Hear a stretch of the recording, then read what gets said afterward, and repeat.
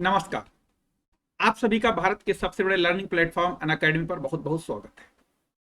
दोस्तों, आज की इस वीडियो में बात करेंगे बाघ जनगणना 2022। जी हां, जैसा कि आज यानी 9 अप्रैल 2023 के सभी अखबारों में, हर जगह समाचारों में आपने ये बात सुनी होगी कि प्रधानमंत्री ने बांदीपुर नेशनल पार्क, जो कि कर्नाटक में है, वहां से बाघों की जनगणना संबंधी रिपोर्ट जारी की। और ये रिपोर्ट 2022 के नाम से है, जारी जरूर 2023 में हुई।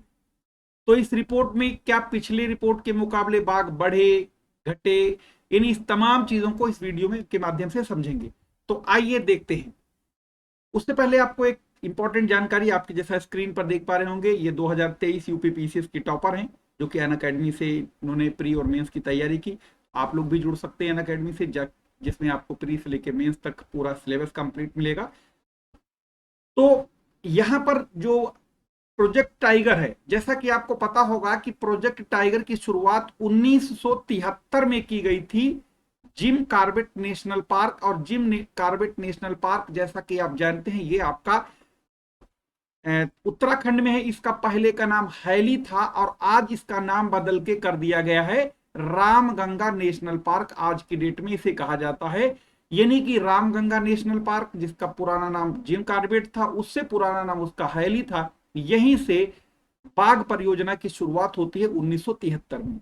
तो अगर 1973 के हिसाब से देखें तो 2023 में बनते हैं ये इसके 50 वर्ष, यानी कि बाघ परियोजना के शुरू होने से लेके आज तक 50 साल पूरे हो गए। और इसी 50 साल के उसमें और 2022 के नाम से एक रिपोर्ट भी जारी की गई है। यानी हम लोग ये देखेंगे कि पिछले 50 वर्षों में, जो कि 1973 में बाघों के संरक्षण का काम शुरू हुआ था, 2023 तक कैसा रहा। तो इसमें देखें, जैसा कि आप देख पा रहे होंगे, प्रधानमंत्री का फोटो भी है और एक तरफ टाइगर का भी फोटो है।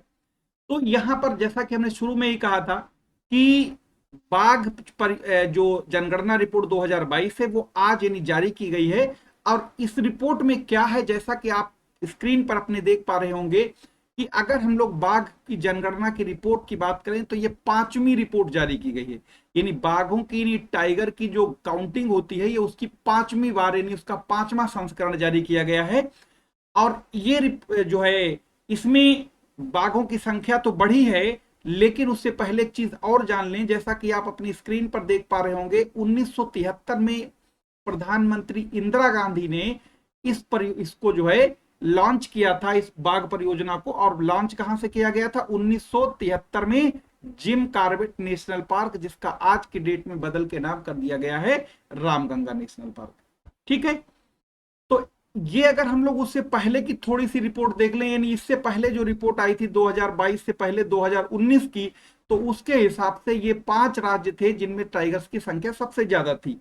लेकिन आज की हालत ये है, जैसा कि आप अपनी स्क्रीन पर देख पा रहे होंगे, 2022 की जो जनगणना रिपोर्ट आई, बाघों की जो जनगणना रिपोर्ट आई है, उसमें यह पाया गया है कि 3167 बाघ भारत में है आज की डेट में।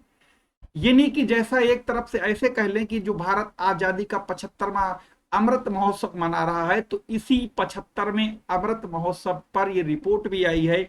और दूसरी बात यह कि आज की डेट में भारत में कुल बाघ, दुनिया में कुल बाघों के 75% बाघ भी भारत में है।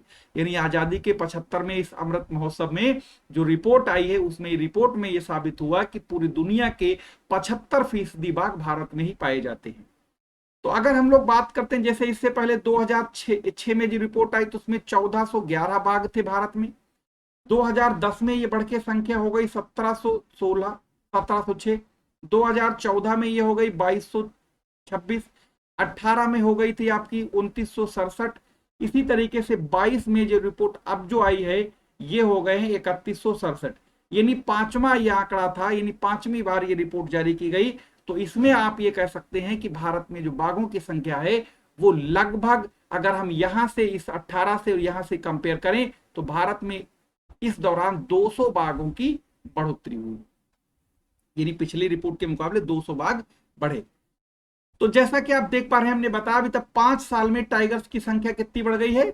200 बढ़ गई। और अब ये हो गई 3167 हो गई है। ठीक है, यानी 3167 या 3167 कहें, जो कि आप पिछले रिपोर्ट के मुकाबले 200 बाघ यहां पर बढ़ गए, ज्यादा हो गए। ठीक, अगर आबादी के हम नवीनतम आंकड़ों पर देखें तो प्रोजेक्ट टाइगर के 50 साल पूरे होने पर प्रधानमंत्री नरेंद्र मोदी ने 2022 में 22 की जनगणना के आधार पर बाघों की आबादी का नवीनतम आंकड़ा जारी किया, जो कि अभी हमने शुरू में ही बताया था। और ये आंकड़े में आपने पता है कि 200 बाघ यहां पर ज्यादा पाए गए। तो कुल मिला के मसला ये रहा कि भारत में जो बाघ पाए जाते हैं वो पूरी दुनिया के 75% बाघ भारत में ही हैं, और इसमें सबसे ज्यादा बाघों की संख्या मध्य प्रदेश में है। इसीलिए मध्य प्रदेश को टाइगर स्टेट के नाम से जाना जाता है। तो ये आपका यहां से करंट में भी क्वेश्चन बन सकता है कि क्या पिछले वर्ष के मुकाबले इस वर्ष बाघ घटे या बढ़े, या किस राज्य में ज्यादा थे, या ये रिपोर्ट कहां से जारी की गई, किसने जारी की गई थी, किस राज्य से जारी की गई। तो याद रखना, प्रधानमंत्री ने जारी की कर्नाटक के बांदीपुर नेशनल पार्क से, और ये टाइगर प्रोजेक्ट के 50 साल पूरे होने के उपलक्ष्य में जारी की गई। तो ये था इस बाघों की जनगणना से संबंधित एक छोटी सी जानकारी। उससे अब यहाँ पर एक इंपॉर्टेंट जानकारी आपको बता दें, जैसा कि आप देख पा रहे होंगे अपनी स्क्रीन पर, अचूक बैच अनअकैडमी का जो चल रहा है, जो ये आपका 2023 का प्रीलिम्स का एग्जाम है, जो कि 14 मई को है, इसके लिए है। तो इसे आप ज्वाइन करिए ताकि आपका पूरा रिवीजन हो जाए। और रिवीजन बैच ज्वाइन करने के में आपको डिस्काउंट के लिए आपसे कहेगा कि एक रेफरल कोड यूज करें।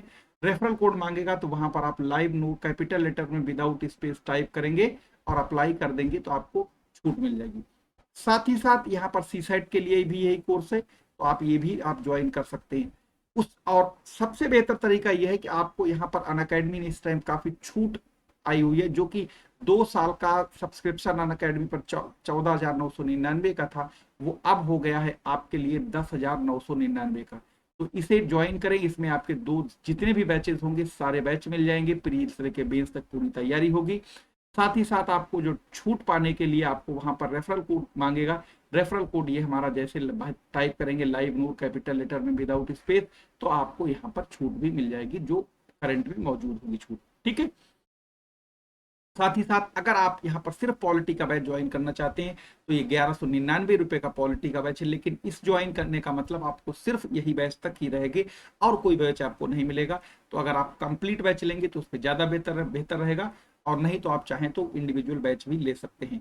किसी भी बैच को लेने के लिए आपको वहां पर रेफरल कोड मांगेगा, जो कि आपको डिस्काउंट के लिए, तो डिस्काउंट अगर आपको चाहिए तो आपको तुरंत यहाँ पर रेफरल कोड ये टाइप करके अप्लाई करेंगे तो तुरंत आपको डिस्काउंट मिल जाएगा।